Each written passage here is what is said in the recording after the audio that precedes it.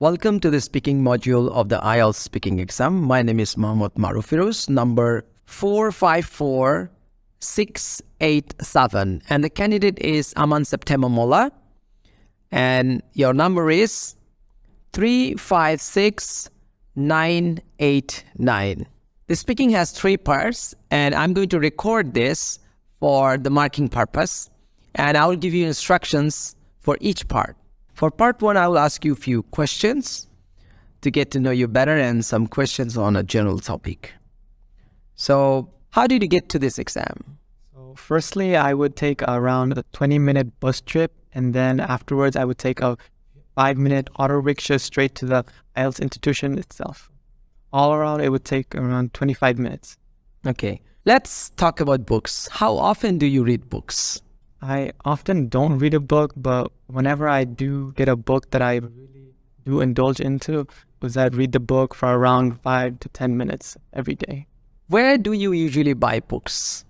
Usually I look at bookstores, especially around like my area, because in my area there's lots of bookstores that provide lots of variety, especially if I'm looking for a certain type of book. Which type of books do you like reading? The books that I enjoy reading the most are books that provide some sort of motivation, such as 48 Laws of Power, and then another book, for example, is Rich Dad, Poor Dad, which compares the life of a poor person and a rich person. Which type of books do you dislike? I don't really dislike any sort of type of books, but if I were to say, it would be like a step-by-step guide sort of book, especially like a cooking book, because I don't like following steps, especially if I was to make a certain dish, because I just like to eyeball everything and just make my own type of recipe. What is the next book you plan to read?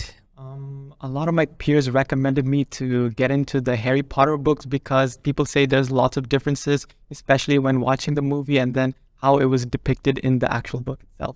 Where is a good place to read a book? So usually whenever I do find time to read a book, I usually just try to go to a library, because usually a library is a place where everyone is silent and everyone is minding their peace of mind. And another place would also be a park, because I would like to feel the fresh air and just read a comfortable book. How have reading books changed? Nowadays, with the advancement of like technology, people are now able to just find any sort of book that they're looking forward to reading in the interweb, whereas in the past, people had to go to like a library and just borrow a book. That is the end of part 1. Now we will continue for part 2. I'm going to give you a topic and I would like you to talk about it for 1 or 2 minutes. Before you talk, you will have 1 minute to have your preparation. You can take some notes if you wish. This is your topic. You can take some notes on this paper, and it's a pencil. Please start now. Okay, your time is up. Would you like to start now? Please. As a university student, I think it's very important for me to purchase a laptop, because when going into university, there's lots of assignment, and using a laptop can really help accomplishing those certain types of tasks. And when I do purchase a laptop, I do plan on buying one of a high-end type of laptop, such as a Apple MacBook Air, because it is light and convenient, as well as it does provide one of the high-end and latest chipset known as the AI Bionic chipset. Some may say it's an overkill processor, but I think it's perfect for me, because I do intend on using it in the long run, as well as after my university life. I do intend on using it, as well as sometimes the laptop itself may provide either 500 gigabyte of space, or if you want 1 terabyte, and that's plenty of space for a student just like me.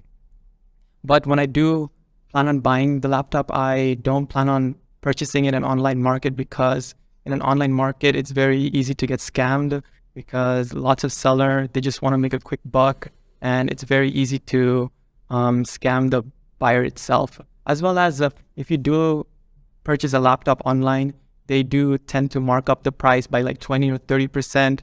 Whereas if you do go to a showroom, then in an actual Apple showroom, then they provide lots of student benefits as well as warranty, refund, which is very important for a student like me, And if the laptop does malfunction, then I can just easily return it and get the issues fixed.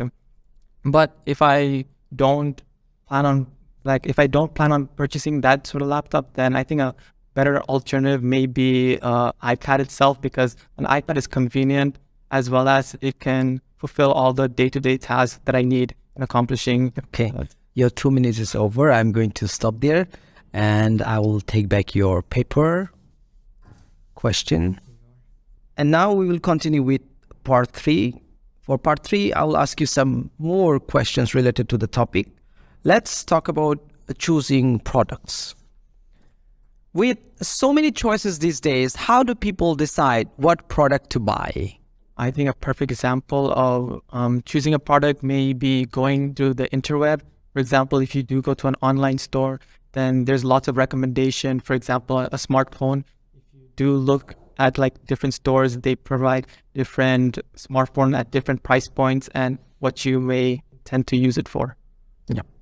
How has technology helped customers to select the right product? Like I said, when you do go into like an online store, there's lots of recommendation always popping up. For example, if you do click on a certain smartphone, then underneath that there can be lots of recommendation of other smartphone in the same similar price range. Is this technology always beneficial?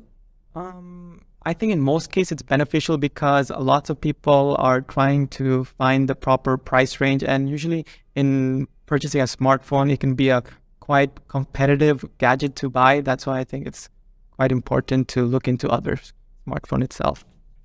Will the ways people select goods in the future be different than today?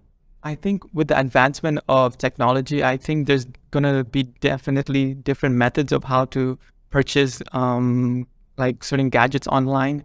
But in the near future, I don't think lots of things might change, because right now it's quite advanced in purchasing things online. Let's talk about saving money. What is good advice to give to individuals for saving their hard-earned money?